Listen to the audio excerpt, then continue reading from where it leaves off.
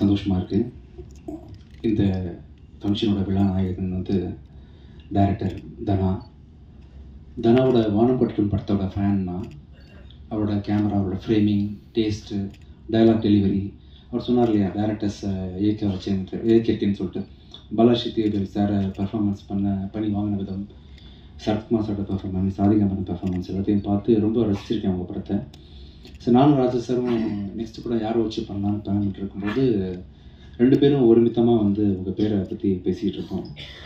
From the day first டேயில் meet பண்ணது வந்து இன்றைக்கி வரைக்கும் ஒவ்வொரு நாளும் வந்து ஆஸ் அ டேரக்டர் உங்களை பார்த்து ரொம்ப நிறைய விஷயம் ஆச்சரியமாக 3 படத்தில் இவ்வளோ கற்றுக்கிட்டீங்க அப்படின்னு சொல்கிற மாதிரி ஆச்சரியமாக இருக்குது. நிறைய எமோஷன்ஸ் இருக்குது. அது சில டெக்னிக்கலாக கூட ஷார்ட் டிவைட் பண்ணுறது, உங்கள் டேஸ்ட்டு எல்லாமே எல்லா விதத்துலேயுமே மிக குறுகிய நாட்களில் ஒரு பெரிய படத்தை பண்ண முடியுமா அப்படின்னு பார்த்தீங்கன்னா அது ரொம்ப கஷ்டம். ஆனால் நிறைய டைம் எடுத்து பண்ணார். பட் ஸ்டில் இந்த படத்தோட அவுட்புட்டுக்கு வந்து நீங்கள் எடுத்துக்கிட்ட நேரம் கம்மி தான் உண்மையிலே. ஸோ இன்னும் இப்போ பெரிய பெரிய படங்கள் உங்களால் ஈஸியாக ஹேண்டில் பண்ண முடியும். கண்டிப்பாக ஃப்யூச்சரில் படம் பண்ணக்கூடிய ப்ரொடியூசர்ஸ் எல்லோரும் தைரியமாக பெரிய பெரிய பட்ஜெட் படங்களை இவருக்கு கொடுக்கலாம். அதை டபுள் மடங்கு பட்ஜெட்டாக காட்டுவார். ரொம்ப நாலேஜ் உள்ள டெக்னிக்கலி சவுண்டான ஒரு டேரக்டர் தானா. சந்தோஷம் தானா. கூடிய சீக்கிரம் இன்னொரு கதையில் சந்திப்போம். Mani Ratnam sir associate. ஸோ அந்த மாதிரி தான் இருக்குது படமும். ஆக்சுவலாக நல்லா இருக்குது. டைலாக் டெலிவரிலேருந்து ஆரம்பித்து எல்லாமே அதே மாதிரி தான் இருக்குது. அப்புறம் நீங்கள் குறுக்க பேசுறதுனால அடுத்தவங்களை வந்து பேசிடுறேன். புது மாப்பிள்ளை நீங்கள் ரொம்ப நைஸ் பர்சன். ஒரு நல்ல தோழமையாக பழகக்கூடிய ஒரு நல்ல மனிதர். ரொம்ப ஸ்வீட்டாக இருந்துச்சு. நல்ல கம்பெனி எனக்கு அவர். Nice sir. 2 படமாக ஆனால் கல்யாணத்துக்கு கூப்பிடல நீங்கள். பரவாயில்ல. சந்தோஷம் கூட ஒர்க் பண்ணது சார். நைஸ். அவங்க சொன்ன மாதிரி சார், நீங்கள் பிடிச்ச அந்த ஸ்டைல் இருக்குல்ல, காமெடி ஸ்டைல், இது வரைக்கும் யாருமே பிடிக்காது. அது நெல்சன் உங்களை தோண்டி எடுத்தாரா, நீங்களா அப்படி வெளியே வந்தீங்களான்னு தெரியல சார். ஆக்சுவலி தோண்டி எடுத்தாரா, அது செம்மையாக பண்ணீங்க. ஆக்சுவலாக அப்போ இந்த டே 1லேருந்து நீங்கள் கேரி பண்ணுற விதம் இருக்குல்ல, இது வரைக்கும் யாருமே இப்படி ஒரு பாடி லாங்குவேஜை வந்து சினிமாக்காக கம்ப்ளீட்டாக மாற்றிட்டீங்கல்ல. இன்னொரு பர்சன் தான் நீங்கள் சினிமாவில் நடிக்கக்கூடிய அந்த கமெடின்றது வந்து ரியல் லைஃப்பில் வேற ஒரு ஆள் அப்படின்ற மாதிரி கம்ப்ளீட்டாக வேற ஒரு ஜானரில் நீங்கள் நல்லா பண்ணுறீங்க சார். சூப்பர். அப்புறம் என்னோடய ஃப்ரெண்டு, என்னோடய ப்ரொடியூசர் ராஜா சாருக்கு மனமார்ந்த நன்றிகள். பெரிய கதை இது சார், ரொம்ப கதை பெருசாக இருக்கே, நீங்கள் பண்ணணுமா, வேணா வேறு ஒரு சின்ன எனக்கு ஏற்ற மாதிரி போயிடலாமான்னு கேட்கும்போது, இல்லை சார் இது பண்ண முடியும்னால நான் பண்ணி காட்டுறேன் அப்படின்னு சொல்லிட்டு எந்த காம்ப்ரமைஸும் இல்லாமல் கூடியல்வரன் படத்தை தொடர்ந்து எனக்கு கூட அவர் கூட நான் பயணிக்கிற 2வது படம் இது. எந்த காம்ப்ரமைஸும் பண்ணிக்காமல் ரொம்ப சிறப்பாக இன்னைக்கு வரைக்கும் நல்ல படம் வர்றதுக்கு முக்கியமான காரணம் நீங்கள் அமைஞ்சிருக்கீங்க சார். ரொம்ப நன்றி. நிறைய படங்கள் ஃப்யூச்சரில் பண்ணணும்னாம தேங்க்யூ ஸோ மச் சார். அப்புறம் இந்த படத்தோட ஹீரோயின், நான் ஷாக் ஆகிட்டேன். ஆக்சுவலாக உங்களுக்கு இவ்வளோ தமிழ் தெரிஞ்சு தான் நான் ஷூட்டிங் ஸ்பாட்டில் நிறைய பேசியிருக்கேன். ரொமான்ஸ் பற்றி நான் டிஸ்கஸ் பண்ணியிருந்துருக்கலாம். நாங்கள் இப்போ தான் தெரியும். ஆக்சுவலாக is the one which you practised or is a real flow? Real flow. Okay, நல்லா தமிழ் பேசுகிறீங்க. ஸோ ரியா, சந்தோஷமாக இருக்குது. எனக்கெல்லாம் இன்னொரு லாங்குவேஜ் கற்றுக்கிறது வந்து ரொம்ப கஷ்டமான விஷயம். இன்றைக்கி நிறைய தெலுங்கு படங்கள் ரிலீஸ் ஆகிட்டு இருக்கு. அந்தரிக்கி நமஸ்காரம் தவிர்த்து எனக்கு ஒன்றும் தெரியாது. பட் நீங்கள் தமிழில் வந்ததுலேருந்து ஒரு ப்ரெஸ் மீட்டே நீங்கள் வந்து ஹானர் பண்ணுற, தமிழில் நீங்கள் டைலாக் டெலிவரி பண்ணுற அளவுக்கு நல்லா பண்ணுறீங்க. சந்தோஷம். வெரி ஸ்வீட் அண்ட் சிம்பிள் பொண்ணு. இந்த ஹீரோயினுக்கான ஒரு அப்படி இல்லாமல் ரொம்ப சிம்பிளாக இம்மிடியட்டாக கூப்பிட்டா கூட மேக்கப் இல்லாமல் கூட சம்டைம்ஸ் வந்து டைமுக்காக ஹானர் பண்ணி வந்து இங்கே கூட ஒரு சகஜமாக பழகின ஒரு ரியா சுமன் வந்து ஒண்டர்ஃபுல் ஆர்டிஸ்ட். இன்னும் நிறைய படங்கள் வந்து நீங்கள் ஃப்யூச்சரில் தமிழில் பண்ணுவீங்க. அடுத்தது வந்து Tamizh sir, Taanakkaran director Tamizh sir வந்து is a wonderful artist. Okay, ரொம்ப சந்தோஷமாக இருக்குது. ஒரே படத்தில் வந்து 3 directors, Gautham Menon sir, Tamizh sir and Dhana 3 பேர் கூட ஒர்க் பண்ணது. தானாக்காரன் சார், தமிழ் சார் வந்து ரொம்ப அருமையாக, ரொம்ப இயல்பான நடிப்புன்னு தெரியாத அளவுக்கு ரொம்ப இயல்பாக பர்ஃபார்ம் பண்ணி ஒரு நல்ல ஒரு artist. Nice working with you sir. சந்தோஷம் சார். அடுத்தது Vivek Prasanna sir, thank you so much sir. நல்லா பண்ணுறீங்க. ஆக்சுவலாக நான் சொன்ன ஒரு படம் உங்களுக்கு காவி வேஷ்டி கட்டி நடிச்சிருக்கீங்களா ஒரு படம் என்ன படம் சார் அது? நான் ரயில்வே ஸ்டேஷனில் சண்டை போடுவீங்களா நிறைய பேர், நெஞ்சம் வேண்டும். அந்த சீன் அடிக்கடி பார்த்துருக்கேன் நான். Wonderful performer. அந்த சீன் பார்க்கும்போது வயசானவர் போல் இருக்கு இவர் அப்படின்ற மாதிரி நினச்சிட்டு இருந்தேன். ஐ திங்க் பிஃபோர் 4 இயர்ஸ் வந்த படம் இல்லை சார். ஆக்சுவலாக 4 இயர்ஸ் அப்போவே அது ரொம்ப சின்ன வயசு நீங்கள் ஆக்சுவலி. பட் அந்த டைமில் நீங்கள் வந்து உங்களை கேரி பண்ணியிருந்த விதம் இருக்குல்ல, இப்போ நேரில் பார்க்கும்போது தான் ரொம்ப சின்ன ஆள் தானே இவர் அப்படின்ற மாதிரி, ஐ மீன் வயசு வரல. ஸோ நான் ரொம்ப அருமையாக கேரி பண்ணுறீங்க. டயலாக் டெலிவரி, நீங்கள் பேசுகிற தமிழ் ப்ரொனன்சியேஷன் எல்லாமே நல்லா இருக்கு. ஸோ இன்றைக்கி விழா நாயகர்கள் இன்னொருத்தவங்க வந்து விவேக் மெர்வின். அவங்களோட இசையோட தீவிரமான ஃபேன் தான். புகழ் படத்தில் நீங்கள் பண்ண சாங், அந்த சாங்லேருந்து உங்களோட ஒர்க்கு, நீங்கள் இன்ஃபேக்ட் நீங்கள் 2 பேரும் நல்ல ஆக்டர்ஸ் கூட. நான் ஒரு ஆல்பம் சாங்ஸ் விஷுவல்ஸ்லாம் பார்த்துருக்குறேன். ரொம்ப நல்லா கேரி பண்ணுறீங்க உங்களை. நீங்கள் வந்து ரொம்ப அருமையாக ஆல்பம், அவங்க ரீசெண்டாக கூட நான் ரிலீஸ் பண்ணல ஒரு ஆல்பம் ஒன்று, ரொம்ப ஒண்டர்ஃபுல்லாக பெர்ஃபார்ம் பண்ணியிருந்தீங்க. ஸோ கண்டிப்பாக நீங்களும் வந்து ஃப்யூச்சரில் ஒரு ஆக்டராக வர்றதுக்கான அத்தனை வாய்ப்புகள் தான் பண்ணலாம். சின்ன கிசு மட்டும் ஏதாவது நீங்கள் கிரியேட் பண்ணி விட்டுட்டீங்கன்னா யார் கூடயாவது கூடிய சீக்கிரம் வந்து பேசப்படுவீங்க. நல்லா பண்ணுறீங்க, நல்ல ஒண்டர்ஃபுல் பர்ஃபார்மன்ஸ், நல்ல டியூன், நல்ல சென்ஸ், நல்ல காம்பினேஷன். ஸோ 2 பேரும் சேர்ந்து இப்போ ஒருத்தராலே நிறைய லைஃப்பில் ஜெயிக்க முடிய வாய்ப்புகள் இருக்கும்போது 2 பேராக சேர்ந்து இருக்கும்போது எவ்வளோ வாய்ப்புகள் இருப்பாங்க சக்ஸஸ் பண்ணுறதுக்கு. கண்டிப்பாக அவங்க காம்பினேஷனில் வந்து யூ வில் டூ ஒண்டர்ஸ், நம்பிக்கை இருக்குது. அப்புறம் முரளி சார், என்னை வச்சு நீங்கள் வந்து ஃபைட் ஹேண்டில் பண்ணுறது ரொம்ப கஷ்டம்தான். அண்ட் இன்ஃபேக்ட் ஆக்சிடென்ட்க்கு அப்புறமா நான் பண்ணேன். ஸோ இந்த பக்கம் முகம்லாம் ரொம்ப சாஃப்டாக இருந்துச்சு, பிளேட் நிறைய இருந்துச்சு. ஸோ ஃபைட்டில் தெரியாமல் எங்கேயாவது பட்டால் கூட உள்ள பிரச்சனைன்ற மாதிரி ஒரு கிரிட்டிக்கல் பொசிஷனில் என்னை ஒப்படைச்சேன் சார்கிட்ட. ரொம்ப பூ போல பார்த்துட்டீங்க சார். தேங்க்யூ. நல்ல ஒண்டர்ஃபுல் ஃபைட் மாஸ்டர். இந்த படம் பார்க்கும்போது அப்படி தெரியவே தெரியாது, நான் சொல்கிறதுக்கெலாம் ரொம்ப மிருகத்தனமாக இருக்கும் இந்த ஃபைட்லாம். நீங்கள் பண்ணது அவுட்புட் பார்த்தேன் சார், ஒண்டர்ஃபுல். ரொம்ப நல்லா பொறுமையாக ஹேண்டில் பண்ணுங்க சார். என்ன thank you so much. Nice sir. Thank you sir. Next படத்தில் ஒர்க் பண்ணுவோம் நாங்கள். அடுத்தது வந்து நான் ரீசெண்ட் டைமில் மியூசிக்கை விட ரொம்ப இம்பார்ட்டன்ஸ் கொடுத்து நான் பார்க்கக்கூடிய துறையாக வந்து எடிட்டிங் அமைஞ்சு போச்சு. அப்படின்றதுனால தான் பார்த்தீங்கன்னா நான் வந்து மியூசிக் கூட கொஞ்சம் ஓவர் கட்டி வச்சுட்டு எடிட்டிங்கில் ஃபோக்கஸ் பண்ண ஆரம்பிச்சிட்டேன். அந்த துறைக்கு இந்த படத்துக்கு சொந்தக்காரரான நம்ம சங்கத்தமிழன் அவர்களோட ஒர்க்கை பார்த்து நான் மேலே பிரமிச்சு போயிட்டேன். ரொம்ப பொறுமைசாலி, நல்ல டேஸ்டான ஒரு எடிட்டர். நீங்கள் ரொம்ப ஸ்பேஸ் விட்டு அவர் படத்தோட அவுட்புட் வந்து நல்ல ஸ்பேஷியஸாக வந்திருக்கு. மணிரத்னம் சார் ஸ்டைலில் வந்திருக்குன்னா அது கண்டிப்பாக காரணம் நீங்கள் தான். ஈஸியாக வந்து மணி சாரில் ஓகே பண்ண மாட்டார்.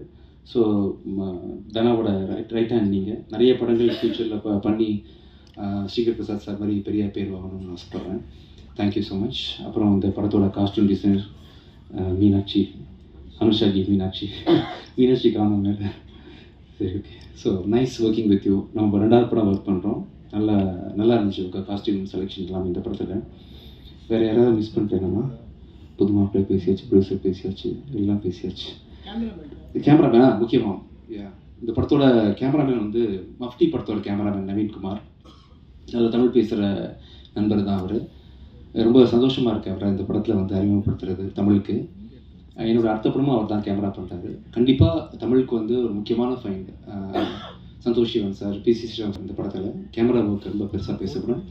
ஸோ இந்த டீம் ஃபுல்லாக எங்கள் இதயம் அடியிலேருந்து பெரிய மனமான நன்றிகள் தெரிவிச்சுக்கிறோம் உங்களுக்கு இங்கே வந்ததுக்காக. Thank you so much. நீங்கள் ஃபஸ்ட் டைம் பார்க்கும்போது டீசர் சரியாக பிளே ஆகலை, இப்போ சரியாயிடுச்சா ஷூஸ்? இப்போ நீங்கள் இந்த நிகழ்ச்சி முடியும் போது ஒருத்தர் டீசர் நீங்கள் அவசியம் பார்க்கணும். நன்றி. தேங்க்யூ. என்னோட கரியரில் ரொம்ப ரொம்ப முக்கியமான படம்.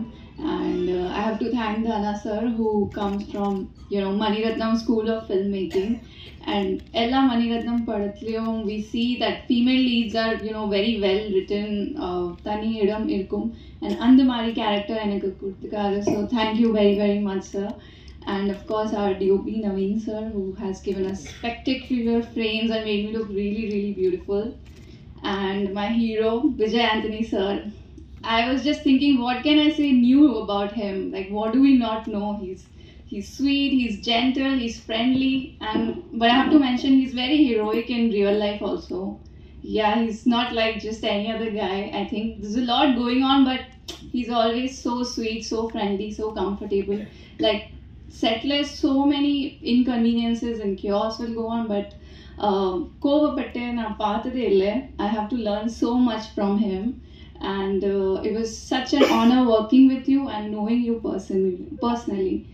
And of course our production house Chendur Films, Raja sir, thank you so much.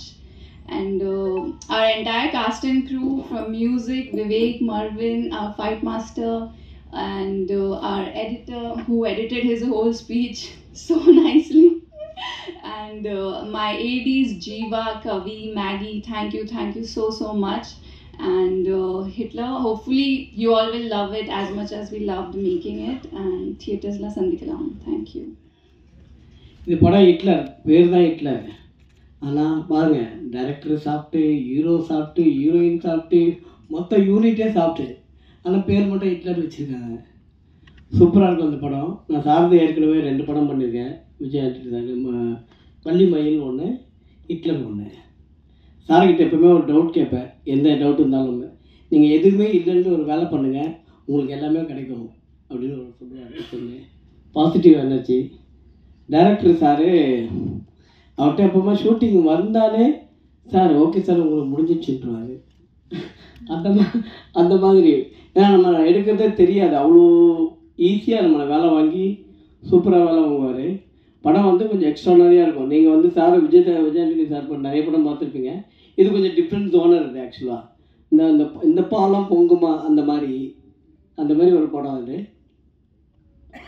மற்றபடி வேறு எதுவும் இல்லை. தேங்க்யூ. ஏன்னா எல்லாருமே ஒரு எக்ஸ்பீரியன்ஸ்டு நல்ல நடிகர்கள். அவங்களுக்கு நான் ரொம்ப சொல்லணும்னு அவசியமே இல்லை. அவங்க ரொம்ப ஈஸியாக என்ன புரிஞ்சுக்கிட்டாங்க. இந்த படம் ரொம்ப சீக்கிரமாகவே எடுத்து முடிச்சிட்டோம்னு சொல்லலாம். இடையில விஜய் ஆண்டனி சாருக்கு ஒரு சின்ன ஆக்சிடென்ட் நடக்கலான்னா இந்த படம் வந்து கிட்டத்தட்ட ஒரு பூஜா ஹாலிடேஸ்க்கே வெளியே வந்திருக்க வேண்டிய படம். ஒரு சின்ன ஒரு தரங்கள், ரொம்ப வருத்தமான தரங்கள். அதை தாண்டி அவர் எப்படி இவ்வளோ ஃபோர்ஸ்ஃபுல்லாக இவ்வளோ ஸ்ட்ராங்காக வர்றாரு அப்படின்னு பார்க்குறதெல்லாம் எனக்குலாம் ரொம்ப பெரிய ஊக்கமாக இருக்குது. எனக்குலாம் ஒரு சின்ன காய்ச்சல் இருந்தாலே நான் போய் படுத்துறேன். என்ன வேணாலும் ஆகிட்டு போட்டு ஒரு நாள் கழிச்சு போய் பார்க்கலனால. பட் அவர் ஆக்சிடென்ட் ஆனதுக்கப்புறம் அங்கேருந்து ஒரு வீடியோ காலில் ஹாஸ்பிட்டலில் இருந்துட்டு இல்லை ஷூட்டிங் நாங்கள் பாதியில் இருக்கும்போது அவர் 3 days கேப்பில் போயிருந்தார். இங்கே செட் ஒர்க்லாம் நடந்துட்டுருக்கு, ஷூட்டிங் ஆரம்பிக்கணும் கௌதமேனன் சார் வச்சு. அதுக்கப்புறம் சார் வந்து ஜாயின் பண்ணிக்கிற மாதிரி இருந்தது. ஆனால் பட் அவர் ஆக்சிடென்ட் ஆனதுக்கப்புறம் நாங்கள் ரொம்ப பயந்து போயிருந்தோம். அவர் அங்கேருந்து வீடியோ காலில் இல்லை ஒன்றும் இல்லை, நான் ஒன்றும் பிரச்சனை இல்லை, நீங்கள் ஷூட்டிங் கண்டினியூ பண்ணுங்க அப்படின்னு. அவ்வளோ அடிபட்டு இருந்தது அவருக்கு உண்மையிலேயே. இது பல பேருக்கு தெரியாது, ரொம்ப பெரிய ஆக்சிடென்ட் தான். சாரி சார் நீங்கள் சொல்கிறதுக்கு. பட் உங்கள்கிட்டருந்து நிறைய கற்றுக்கிறேன் விஜய் ஆண்டனி சார். அந்தளவுக்கு தொழில் மேலே ரொம்ப உண்மையாக இருக்கக்கூடிய ஒரு ஹீரோ.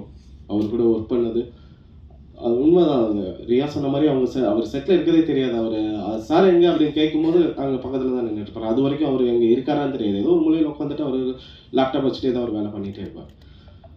ஸோ இப்படி ஒரு சில நடிகர்களோட ஒர்க் பண்ணுறது தான் ஒரு இயக்குனருக்கு சந்தோஷம்னு நான் நினைக்கிறேன். ஸோ அது இந்த படத்தில் எனக்கு கொடுத்த எல்லாருக்குமே நன்றி. தென் இங்கே நான் வந்து என்னோட டிஓபியை மிஸ் பண்ணேன், நிஜமாகவே மிஸ் பண்ணுறேன் அவர். ஏன்னா பிகாஸ் காலையில் இன்னைக்கு ஷூட்டிங் ஆரம்பிக்கணும் வீட்டிலேருந்து கிளம்பும்போது எனக்கு ஒரு பெரிய நம்பிக்கைங்கிறது வந்து ஓகே என்னோட டிஓபி அங்கே இருக்காரு அப்படிங்கிறது தான். அந்தளவுக்கு எங்களுக்குள்ள ஒரு நல்ல ஒரு சிங்க் இருந்தது. இந்த படத்தை பற்றி தினமும் பேசி புரிஞ்சுட்டு இதுக்கு என்ன மாதிரி ஒரு அடுத்த லெவலில் ஒரு ஷார்ட் வைக்கணும், அதில் ஒரு சின்ன விஷயம் இருக்கணும், ஃப்ரீஸ் பண்ணி பார்த்தா கூட அந்த ஷார்ட் அழகாக இருக்கணும், ஏதாவது ஒரு டீட்டெயில் இருக்கணும், ஒரு டெப்த் இருக்கணும். இந்த அளவுக்கு பேசி என் கூட ஒர்க் பண்ணி கொடுத்தவர் வந்து நவீன். அவருக்கு ரொம்ப பெரிய தேங்க்ஸ். அவர் இங்கே இல்லை, அவர் வேற ஒரு ஷூட்டில் இருக்கார். But Naveen thank you. இதில் நான் மிஸ் பண்ணுற இன்னொருத்தர் வந்து ஜிவிஎம் சார். ஜிவிஎம் சார் படங்கள் பார்க்குறது எனக்குலாம் அவ்வளோ சந்தோஷம். அவர் கூட சேர்ந்து ஒர்க் பண்ணுறது, அவருக்கு நான் சொல்லிக் கொடுத்து அவர் ஒரு டேரக்டர் நடிக்க வைக்கிறதுங்கிறது வந்து ரொம்ப ஹாப்பியான ஒரு விஷயம்.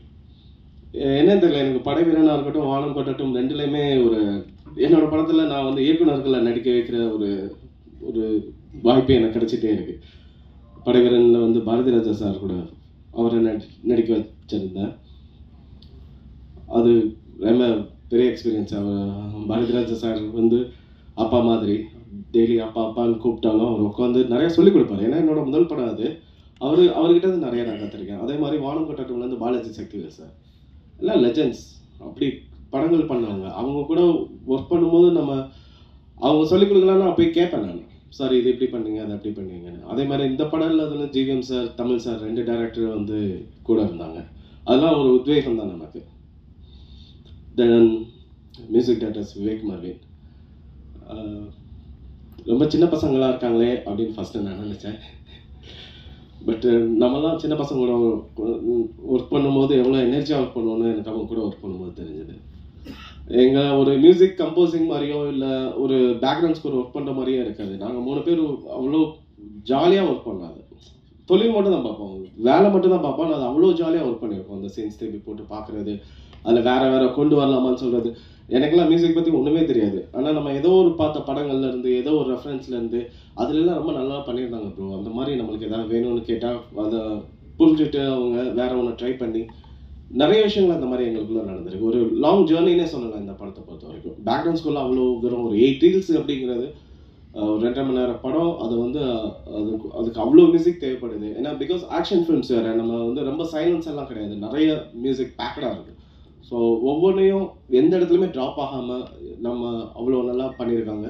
தேங்க்யூ விவேக் நவி. சங்கத்தமிழன் நானும் எப்படி சொல்கிறது, மெட்டாஸ்டாக்கி ஸ்கூல் தான் அவரும் அங்கேருந்து ரொம்ப, நான் ஸ்ரீகர் பிரசாத் சாரோட அசிஸ்டண்ட். அவர் காட்டு வெளியீடியில் ஒர்க் பண்ணும்போது இருந்தால் எனக்கு தெரியுங்க.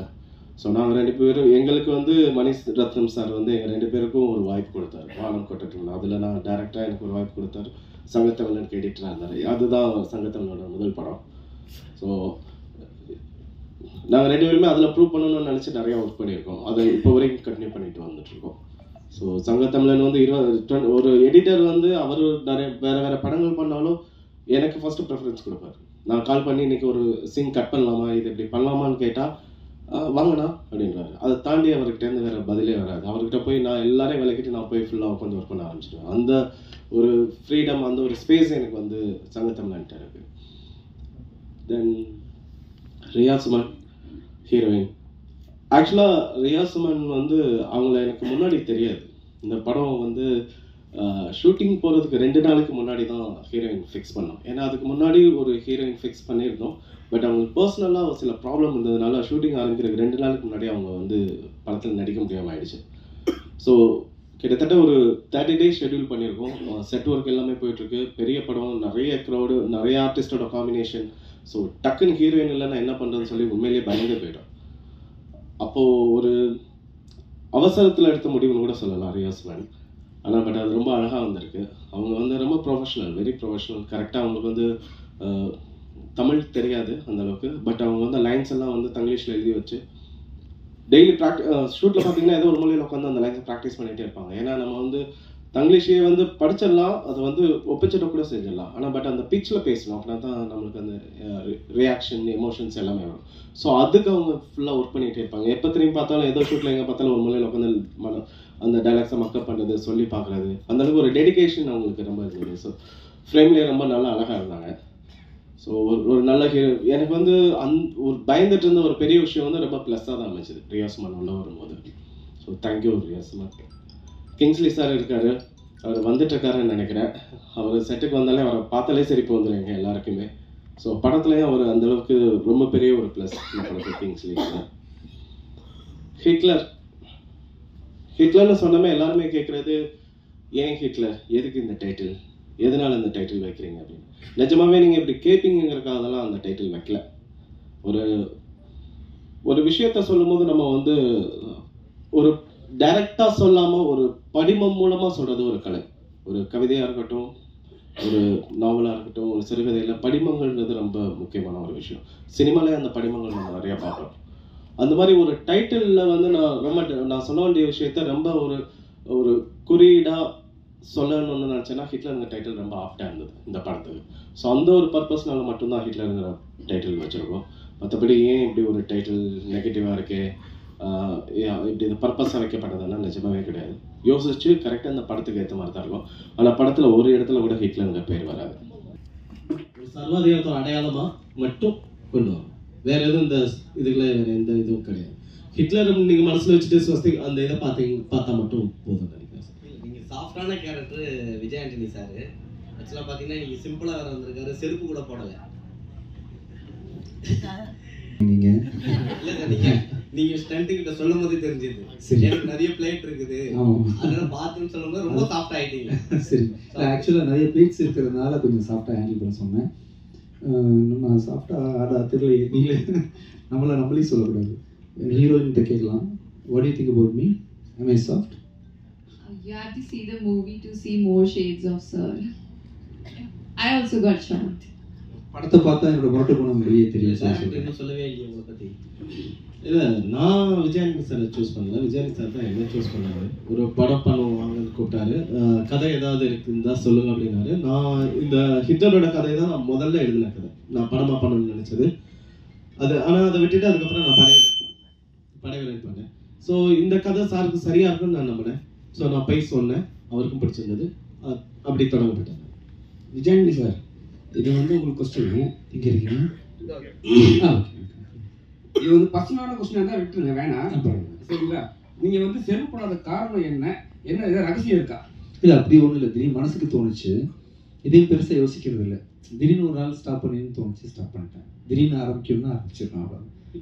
இப்போ ஒரு விஷயம் சொன்னீங்க, ஹீரோயின்கிட்ட வந்து பேசும்போது ஒரு வேவ் லைன் ஒர்க் ஆகலன்னு சொல்லிட்டு அவங்க கம்யூனிகேஷனுக்காக நீங்கள் விட்டீங்க. மற்ற ஹீரோயின்லாம் எப்படி சார்? தம்பி என்ன சொல்கிறது, நான் பண்ணுற படங்கள்லாம் சீரியஸான படங்கள்ன்றதுனால நமக்கு வந்து ரொமான்டிக்கான போர்ஷன்ஸ் நிறைய படத்தில் வரதில்லை. பெரிய இலக்கு ஒன்று சூஸ் பண்ணிட்டு அதை சால்வ் பண்ணுற நோக்கத்தில் எல்லா கதைகளுமே அமையுதுன்றதுனால இந்த படத்துலையும் பார்த்தீங்கன்னா டேரக்டர் வந்து ஒரு பெரிய ரெஸ்பான்சிபிலிட்டி கொடுத்துறாரு. எல்லா படமே கொஞ்சம் ஆக்ஷன் மோட்லேயும் சீரியஸாக ஹீரோ இருக்க வேண்டிய சூழ்நிலை கொஞ்சம் இதை நம்ம ட்ரை பண்ணியிருக்கோம். ஆக்சுவலாக என்ன சொன்னேன்னா, உங்களுக்கு தமிழ் தெரிஞ்சிருந்தா இன்னும் நிறைய பேசியிருப்பேனே ஷூட்டிங் ஸ்பாட்டில், அது மாதிரி ட்ரை பண்ணியிருப்போமே அப்படின்லாம். கிங்ஸ்லி ஒன்று நடிக்க அவர் டைம் செஞ்சு நடிக்க விட்டுருந்தா. கல்யாணத்துக்கு முன்னாடி கோட் ஷூட்டு ஷர்ட் இன்சர்ட் பண்ணிட்டு வருவீங்க, கல்யாணம் முடிஞ்சதுக்கு அப்புறம் ஒரு ஸ்டைலிஷா இப்போ வந்து அப்படியே ஜிகி ஜிகி மின்ன அதெல்லாம் ஒன்றும் இல்லை, சொல்லி அனுப்புனது இல்லைப்பா. இது புதுசாக எடுத்தேன், போட்டுன்னு வந்தேன், அவ்வளோதான், வேற எதுவும் இல்லை. அதெல்லாம் இல்லைங்க, பாவங்க, அவங்க ஷூட்டிங் போயிருக்காங்க. இது முதல் மேடை வேற, கல்யாணம் முடிஞ்சு எல்லாம் முடிஞ்சு முதல் மேடை எப்படி இருக்கு? வீட்டில் இருந்தே யோசிச்சுட்டு வந்தியா? அதெல்லாம் இது முதல் மேடை தான், சூப்பராக இருக்கு. படத்துல எப்படி விஜய் ஆண்டனி சாரோட நீங்க வந்த ஜாலியாக இருப்பாரு, நீங்கள் நினைக்கிற மாதிரி கிடையாது சார். எப்பவுமே ஏதாவது ஒரு கமெண்ட் பண்ணிட்டு ஜாலியாக இருப்பார், டெரர்லாம் கிடையாது, சாஃப்டா. ஹிட்லரை ஒரு சர்வாதிகார ஒரு இதுவாக மட்டும் பார்த்தா போதும்னு தோணுது. மற்றபடி இதுக்கு வந்து வேற எந்த மத அடையாளமோ இதுவோ எதுவுமே கிடையாது. முக்கியமாக ஹிட்லரை குறிப்பிடவும் இல்லை. ஹிட்லருங்கிறது நான் முன்னாடியே சொன்ன மாதிரி அது ஒரு படிமம், அவ்வளோதான். இல்லை, அந்த படிமத்தை வந்து கதாநாயகனை வந்து உயர்த்தி காட்டுற ஒரு தமிழ் சினிமாவில் நீங்கள் இது ஹிட்லர் வந்து கதாநாயகன் சொல்லுதுன்னு நீங்கள் சொல்ல முடியாது. நான் வந்து இந்த படத்தினுடைய தலைப்பை வச்சு நான் சொல்கிறேன். படத்தோட தலைப்பு வில்லனுக்கு உண்டான தலைப்பாகவும் இருக்கலாம் இல்லையா? அப்படின்னா கதையினுடைய நாயகன் எதிர்நாயகனா? கதையினோட நாயகனை மட்டுமே தலைப்பா வைக்கணும்னு இல்லையா சார்? அதோட யார் சொன்னா அவர் சொன்னதுல ஏதாவது குறியீடா இருக்கா அப்படின்னு போனா கிடையாது. இந்த படத்துக்கு அந்த வரி வந்து ரொம்ப முக்கியமான வரி. ஒரு போராட்டம் அப்படிங்கறது வந்து நம்ம எந்த விதமா போராடம் அப்படிங்கறத வந்து நம்மளோட எதிரி தீர்மானிக்கிறாங்கிற ஒரு மாவோட அந்த வரிகள் வந்து ரொம்ப முக்கியமான வரிகளா நான் நம்புறேன். இதை வந்து அதனால இதை நம்ம கொண்டு வரோம். ஹிட்லருங்கிறத வந்து ஒரு ஒரு சர்வாதிகாரத்தோட அடையாளம். ஒரு மனிதன் ஒரு சர்வாதிகாரத்தை அடைஞ்சிடக்கூடாது, ஒரு ஹிட்லரை ஆயிடக்கூடாது அப்படின்ற ஒரு முனைப்பு தான் இந்த படம். ரத்தம் வந்துடுது சார், ஏன்னா இதுல ரத்தம் இருக்கு இந்த படத்துல. டைரக்டர் சார் ஹியர் இங்க சார் உங்களுடைய ப்ரீவியஸ் நம்ம வந்து கதைகள் எழுதுவோம் தோணுது. என்ன பொறுத்த வரைக்கும் ஒண்ணு நம்ம வந்து சில படங்கள் பார்ப்போம், நம்ம ரொம்ப பிடிச்ச படங்கள் இருக்கும், அந்த பிடிச்ச படங்களை ரெஃபரன்ஸா வச்சுட்டு நம்ம ஒரு கதை யோசிப்போம். ரெண்டாவது நம்ம வாழ்க்கையில நடந்த சம்பவங்கள் ஏதாவது ஒண்ணு நம்ம பாதிச்சதை வச்சு கதை எழுதுவோம். எல்லாருக்குமே இது அந்த முதல் கதைங்கிறது இந்த ரெண்டு இடத்துல இருந்து ஒண்ணுதான் கிடைக்குது. நான் என்னோட ஒரு நாள் பயணத்துல எனக்கு ஒரு எக்ஸ்பீரியன்ஸ் இருந்தது, அதை பேஸ் பண்ணி யோசிக்கும் போது இப்படி ஒரு கதை வந்து இது வந்து ரியல் லைஃப் இன்சிடென்ட்ஸ்ல இருந்தே வரணும்னு சொல்லலாம். சம்பந்தம் இல்லை சார், அப்பதான் சார் சம்பந்தம் இருக்கு. ஹிட்லர் வில்லன் சொல்றீங்க, வில்லன் சொல்லிட்டு அதுக்கு பிறகு அது வந்து ரெண்டுக்கும் ஒரே தலைப்பு தான் அப்படிங்கிறது எனக்கு கேள்வி புரியல. ரெண்டு தலைப்பு ஒரே தலைப்புன்னு எனக்கு புரியல சார். மையப்படுத்தி இருக்கலாம், கதையோட கருவை மையப்படுத்தி இருக்கலாம், சரிங்களா? நான் இந்த படத்தோட கருவை மையப்படுத்தி இந்த ஹிட்லர் டைட்டில் வச்சிருக்கேன், கதாநாயகனை மையப்படுத்தி இல்லை. ஸோ அதில் நிறைய 2 நாள் உட்காந்து கிட்டத்தட்ட 40 மேலே தலைப்பிச்சுட்டு யார் இருக்காங்கன்னு பார்த்து அப்படி ஒரு இதில் ஒரு ஃபோட்டோஸ் பார்த்தோம். அந்த ஃபோட்டோஸ் பார்க்கும்போது எனக்கு அது வந்து மோஸ்ட்லி என்னோட கேரக்டர் ஆப்டாக இருக்க மாதிரி தெரிஞ்சுது. அப்புறம் அவங்க என்ன படங்கள் பண்ணியிருக்காங்கன்னு பார்த்தோம். சீரன் ஒரு படம், மன்மதலியில் இருந்தாங்க அவங்க. ஒரு விதத்தில் ஒரு பூமிகாவோட ஒரு சாயல் இருந்தது எனக்கு. பூமிகா அவங்க எனக்கு ரொம்ப பிடிக்கும், ரொம்ப நல்ல ஆக்ட்ரஸ் அவங்க. அவங்ககிட்ட ஒரு பாந்தம் இருக்கும். ஸோ அதே மாதிரி என்னோட ஹீரோயினுக்கு வந்து ஒரு ஜாலியான ஒரு பொண்ணு மட்டும் இல்லை, அவங்களுக்குள்ள ஒரு பெயின் இருக்கு, அவளுக்கு ஒரு எக்ஸ்பெக்டேஷன் இருக்கு லைஃப்ல. ஒவ்வொரு தடவையும் தோத்து வந்து நிக்கிற ஒரு பொண்ணு அவ. ஸோ பெயினை தாங்குற ஒரு முகம் வேணும்னு தோணுச்சு. ஸோ அது ரியாசமான அவங்களுக்கு இருக்குன்னு நான் நம்பினேன். ஸோ அப்படி உள்ளதான் பாடிக்கேனா இல்லையான்னு சஸ்பென்ஸ்னு வச்சுருக்காங்க. சஸ்பென்ஸாக விட்டுலாமா? நான் பாடிக்கின்ற சஸ்பென்ஸாக வச்சுருவாங்க. ஓகே, நான் பாடிக்கின்ற சஸ்பென்ஸாக இருக்கும். அப்படியே தெரிஞ்சு அவங்களுக்கு மட்டும் தெரியணும், வேறு யாருக்கும் தெரியக்கூடாது. ஓகே, நமக்குள்ள மட்டும் வச்சுக்கலாம். ஃபியூச்சரில் சொல்லி இந்த ஒரு பாட்டு பாடுறேன். ஹிட்லர் படத்தின் பத்திரிகையாளர் காட்சிக்கு வந்து சிறப்பு சேர்த்த அனைவருக்கும் வந்து இதுக்கு முன்னாடி நாங்கள் ஸ்பீச்சில் சொன்ன மாதிரி தான் 2 பேருமே வந்து சாரோட சாங்ஸ்க்கு எங்களுக்கு ரொம்ப ரொம்ப பிடிக்கும். பட் ஆனால் வந்து என்னன்னா இந்த படத்தை பொறுத்த மட்டும் சாங்ஸ் வந்து ஏன்னா வந்து நரேட் பண்ண ஸ்டேஜ்லேருந்து என்னன்னா சாங்ஸ் வந்து படத்துக்கு தேவையான சாங்ஸ் மட்டும்தான் இருக்கு. இந்த சீன்ஸ் வந்து இது வந்து ஒரு கட் பண்ணி ஒரு இடத்துல ஒரு சீன் போயிட்டு இருக்கு, அங்கேருந்து கட்டை ஒரு கம்ப்ளீட்டா ஒரு வேற இடத்துல ஒரு சாங்கோ அப்படிப்பட்ட ஒரு சாங்ஸே இல்லை இந்த படத்துல. எல்லாமே படத்தோட சேர்ந்து அந்த படத்தோட கோரோட என்ன சாங்ஸ் இருக்கோ அப்படிப்பட்ட ஒரு இதுதான். அண்ட் ஆக்சுவலி வந்து இதுல ஒர்க் பண்ணும்போது எனக்கு ரொம்ப எக்ஸைட்டிங்கா இருந்தது. ஏன்னா வந்து எப்படின்னா நீங்க சொன்ன மாதிரி தான் சாரோட இவ்வளோ படம் நம்ம கேட்டிருக்கோம் பாட்டு. ஸோ நம்ம பாட்டை வந்து அவர் வந்து கேட்டு அவர் அதை ஜட்ஜ் பண்ணும்போது அவரோட ஃபீட்பேக்காக தான் நாங்கள் வெயிட் பண்ணிட்டு இருந்தோம். அண்ட் அவருமே வந்து பயங்கர ஸ்வீட். ஃபர்ஸ்ட் டே வந்து அவர் சொல்லிட்டு இருந்தாரு அவர் வந்து எங்களோட ஒர்க் எப்படி ஃபாலோ பண்ணிட்டு இருக்காரு அப்படிங்கிறது. ஸோ அதனால இந்த படம் பொறுத்த வந்து எனக்கு சேலஞ்சஸ் எதுவுமே இல்லை. அண்ட் கான்ஸ்டன்ட்டாக நாங்களுமே வந்து தனாக்கிட்ட ஒரு பாட்டு கேட்கும் போதே நாங்களும் கேட்போம் சார் என்ன ஃபீட்பேக் சொல்றாரு, அவருக்கு பிடிச்சிருக்கா என்ன அப்படின்னு சொல்லிட்டு. ஸோ அதனால வந்து ரொம்பவே ஜாலியாக ஒர்க் பண்ண எக்ஸ்பீரியன்ஸ்.